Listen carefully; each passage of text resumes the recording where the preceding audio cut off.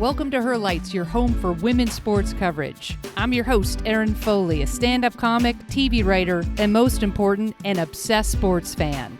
I break down the best games, highlight the best stories, and interview the best from the world of women's sports. So put on your jerseys, stretch out your hammies, and let's do this. Hello, Herlighters. It's Erin Foley back in the booth talking women's sports. Hello from Providence, Rhode Island. It is stormy weather outside behind me. My flight got canceled home because of a nor'easter. I wouldn't say it was a nor'easter, but lots of wind, lots of rain. So I'm on the East Coast for another couple of days, which I thoroughly enjoy. So, people, before we jump in, I just want to say I had a big show in Boston on Saturday night at the Wang Theater. I was opening for Fortune Feimster, who's absolutely hysterical. 3,800 people at the Wang Theater in Boston. It was one of my favorite nights in comedy. Just a big shout out to Fortune. If you haven't seen her before, you don't know her, just jump on board. She's absolutely fantastic, and she's touring right now, so go see her. She is fantastic. But oh my God, it was so much fun. And Boston is like such a great city of women's sports fans and just sports fans in general. So I got to do some jokes about sports. It was a dream sequence. So just thank you to the city of Boston. Okay, we're jumping in today with something super cool. Serena Williams and Venus Williams have a new podcast called Stockton Street, and I was listening to it, and there was a fantastic moment, and it was just about manifesting, and it was about a habit that she has done for a very long time, and she's the greatest of all time, so when she talks about habits or manifestation, of course, I'm going to start doing it. So this is what she said, and I think I just started doing it this past week, and everybody should be doing this. Okay, her nightly routine before she goes to bed every night. She says to herself, quote, "Something wonderful is going to happen to me tomorrow." Amazing. Then she gets up in the morning, and her morning routine is when she wakes up, she tells herself, quote, "Something wonderful is going to happen to me today." That's it. That's the whole thing. But it is obviously incredibly powerful, such a good tool. I've incorporated it this past, 7 to 10 days. I'm manifesting more. I say this to myself every night. Before, I've been doing stand-up for like 25 years. I had never done this before, but before, in my dressing room at the Wang Theater on Saturday, I wrote down, this is going to be one of the greatest sets I've ever done. This is going to be one of the greatest sets I've ever done. Honestly, and it was. So this is powerful, and I just want to say freaking amazing. So thank you, Serena. Isn't it just so cool that these podcasts, like, you can hear from these athletes and they can like share these like amazing mindset tools? Anyway, I'm totally obsessed. So let's do this. This is going to be one of the greatest podcasts I've ever done. Okay, let's do this. Now, I know this is a new form for me, so I'm trying to keep it to like 15, 20 minutes. We're going to start with the WNBA Finals. Obviously, I can talk about this for like an hour and a half, but we've got other sports to talk about. We're talking about tennis. We're talking about a little soccer and some feel-good stories at the end of the pod. So obviously, WNBA Finals are over. Huge congratulations to the Las Vegas Aces, sweeping the Phoenix Mercury in 4. Now, listen, last week I was like, hey, I'm going to predict Mercury in 7. By the end of game 2, I was like, are the Aces going to win it in 4? Or are they going to win it in 5? It was just so clear. I know 2 games were close. And first of all, before we dive in, let me just say congratulations to the Phoenix Mercury. One hell of a season, an amazing playoff run. They beat the Liberty, they beat the Lynx, they get themselves in the final, and they just were facing just another level of basketball. But, their story was incredible. So they had 70% of the team, turned over from the year before. Nate Tibbetts did a great coaching job. We'll get to him in a second. But, I think we all could say this. They were just outmatched, right? They were just outmatched. Becky Hammond, just an incredible coaching job this season. They were 14-14. Then they won a winning game streak. Just really, really incredible. But just some gorgeous basketball by the trio, the Triangle of Joy, A'ja Wilson, Jackie Young, and Chelsea Gray. Game 3, obviously, the iconic moment was A'ja Wilson hitting the game winner over Joanna Bonner and Alyssa Thomas. That photo was circulated everywhere.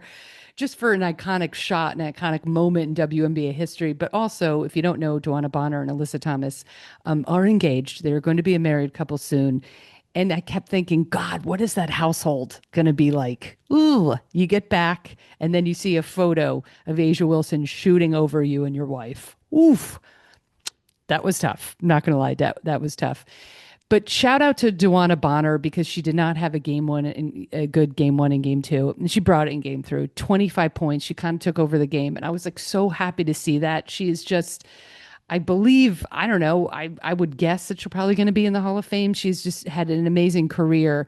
And this might be the last time we see Bonner. I don't know if she's retiring or not. Hopefully not. Hopefully get another year or two out of her. But if she is, she really kind of laid it out in game three and game four.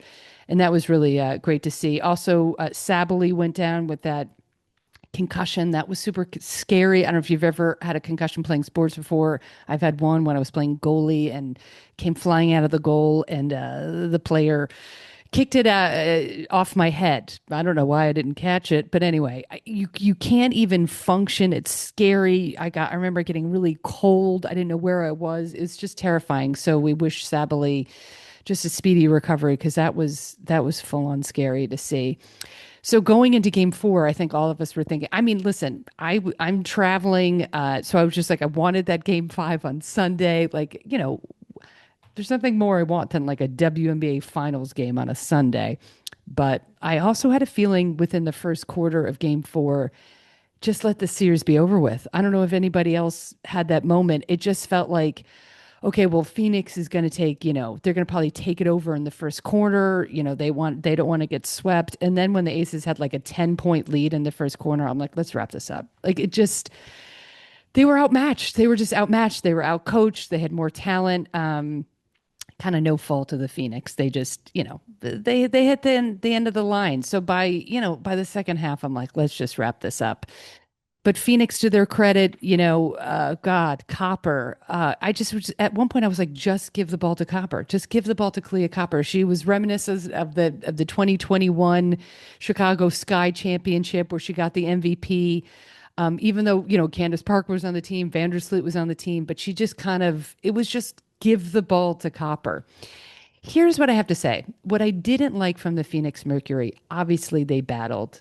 Of course they battled, but I'm just going to say this. I thought their attitudes were really shitty. I'm just going to say that. Like, I'm a big fan of all those players, but Alyssa Thomas in particular, it just felt like she was just complaining the whole game. I know the refs weren't like the calls weren't going in their favor, but sometimes they are going in your favor and sometimes they're not. And you play through it. This is game four of the finals. And I thought her body language on the court. I'm not saying of course she didn't give up. She's a complete and utter gamer, but her attitude during that game, I felt as a leader wasn't great. And I felt like it rubbed off on Bonner. It rubbed off on every single player. They had a lot of new players in that game because of injuries, or not maybe new players, but like, players that hadn't played a lot of minutes during that series. And that I have to say, I didn't like it. I felt like as a leader, you have to stay up, you have to stay competitive, you have to just infuse that never say die attitude into a lot of the younger teammates. And that was a misfire for me. I felt like there was just so much complaining and so much negativity on the Phoenix Mercury side. It's game four and you're at home. And you saw that in the coach. You saw that in Nate Tibbetts. And I thought he did an incredible job this whole season, but that was not a great moment. And he gets ejected. And I know that was a moment of controversy. But when you go back and you see that there was a tech called before that, which obviously he probably didn't see, but then approaching that ref, man, woman, whatever, clench fist, getting in her face. I know it was a woman, so people are going to be like, whatever. I think if you do that, a man or a woman, it was so aggressive and just screaming and F bombs. And anyway, that led to the double tech. He got ejected. I have no problem with that ejection. I really do. I mean, first of all, he should have never put himself in that position, but that's what it felt like, this swirling negativity on the players and on Tibbetts, and didn't love it. Didn't love it, but he gets thrown out and it just kind of went downhill from there. Anyway, congrats to the Aces. Let's kind of nerd out for 1 second. We'll nerd out about some Asia Wilson stats. Just historic quadruple crown. First player in WNBA or NBA with the scoring title, the MVP, the Defensive Player of the Year, and the Finals MVP in one season. I mean, can you postseason records, most points ever in a WNBA playoff run, most 30-point playoff games. Her finals average was 28.5, 10 rebounds. I mean, unbelievable. And I have to say, because of this crazy, amazing, unbelievable season, now her records are four-time MVP, three-time Defensive Player of the Year, scoring champ, Finals MVP, and three-time, WNBA champion. It's incredible. Now I finally think, okay, now you've got the great debate, which we will get into the more podcasts I do, and we're going to bring on basketball aficionados. But now we're in this period of women's basketball history where we could be like, okay, who's the greatest?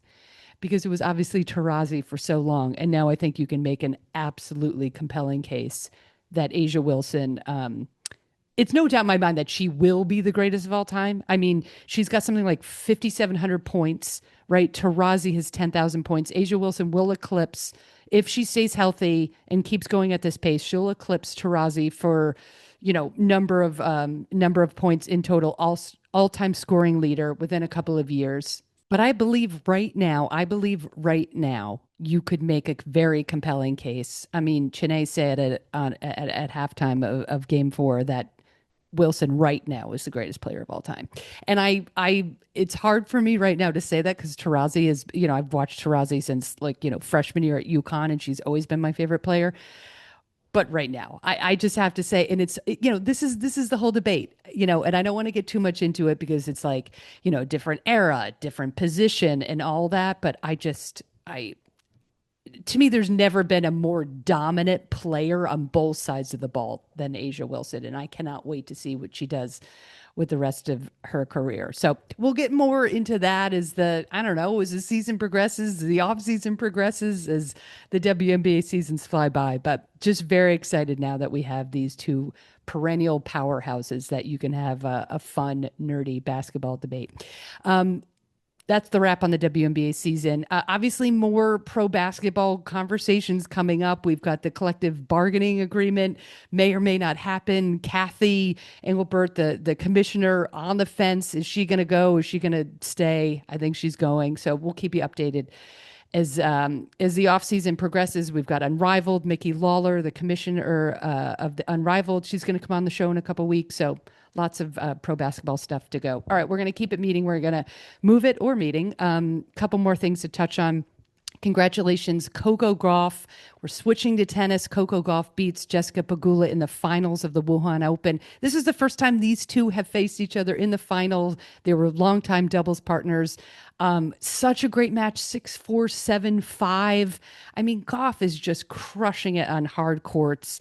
And I have to say this, this is going to be a really fun, we've got WTA finals. That'll be in November. I'll cover that.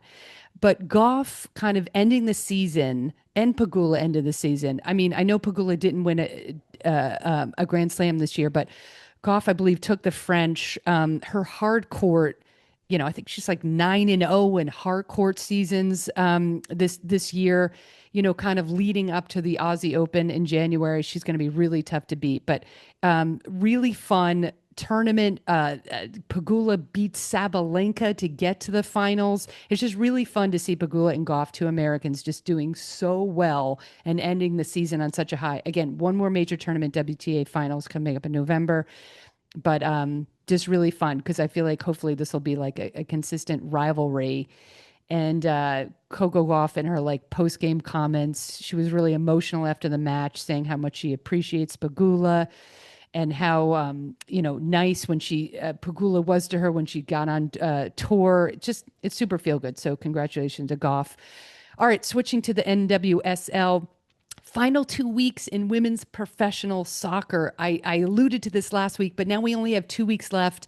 This is just a playoff race, and all these games are going to be so good. Kansas City Current locked in the NWSL Shield. That means they have the best regular season What am I trying to say? They have it on lockdown. They have won the Shield this year, which is the best regular season games, wins, losses. They've won the most. Holy crap. I don't even know what I'm saying right now. They've won the Shield. Let's just say that. They're the number one overall season. And Washington Spirit, also the only other team to clinch a postseason berth. And the next 6 playoff spots are up for grabs, people, with 2 weeks left. Gotham, Portland, Orlando, Seattle, North Carolina Racing, Louisville, all of them still in the mix. 2 key games to watch. I think these are going to be probably just great soccer. This Saturday, October 18th, Washington Spirit takes on the Orlando Pride. Orlando can lock in, and if they win, and then Sunday, Gotham FC racing Louisville. Louisville is a feel-good team. Emma Sears, who you might know from the U.S. Getting called up into U.S. women's national team camps. She's gotten an incredible streak of goals going in at Gotham FC, obviously just a perennial powerhouse. And those 2 games I highlighted as ones to watch. Okay, closing out a couple things. Last week, I shouted out to Athos, the new track and field league started by Serena Williams' husband, Alexis Ohanian. Let me just tell you this. This is a super feel-good moment that I want to leave you with. Serena Williams paid homage to Shelly-Ann Fraser-Price, one of the greatest track and field athletes of our time. Jamaican athlete. She's amazing. If you remember, watching any track and field matches or the Olympics, this woman, she recently retired, but she's one of the greatest of all time. And Serena Williams put a tiara on her to celebrate her. It was so feel good. It was just an amazing moment. It's just like, one of the goat of the tennis celebrating one of the goats of track and field. Fraser-Pryce said at the end of it, I felt honored after being crowned with the Tiffany & Co. crowned by tennis icon Serena Williams. This moment is not just for me, but for celebrating excellence and recognizing women in sports. It was just really, let me just give you a couple stats from Fraser-Pryce. Okay. 5-time world champion in a 100-meter dash. 62nd personal best in the 100-meter dash, 3rd fastest woman in history, 17 world championship medals, 10 gold, 6 silver, 1 bronze. I mean, just an incredible. It was just a really sweet, incredible moment. And at the end of it all, of the Athlos tournament, Serena Williams had a good quote. We're bookending this her light segment with this quote. Serena Williams, everyone's like, oh, women's sports are cool now. No. They've been cool. You guys have finally just noticed. I mean, mic drop. Okay, here we go. Just rounding out the show. Incredible NWL matches to watch this upcoming weekend. Also, collegiate sports right now, women's collegiate sports, there are so many to watch. Ice hockey collegiate, field hockey, volleyball, soccer, all of that. These seasons are in full swing with playoff implications. So dive into collegiate sports. Also, Athletes Unlimited Pro Volleyball. We're in week 2. So you've got pro volleyball, tons of collegiate sports. And then coming up this Thursday on Her Lights, I interviewed Clelia Castro-Malaspina, who wrote an awesome book on women's soccer for young adults. It was like taking this awesome walk through the history of women's soccer. So definitely check that out on Thursday. And of course, go to Spotify, iTunes, wherever you listen to this podcast. Rate, review, subscribe. It's so unbelievable helpful. That's it. Love you all. Fans, friends, family. Have the best week of your life.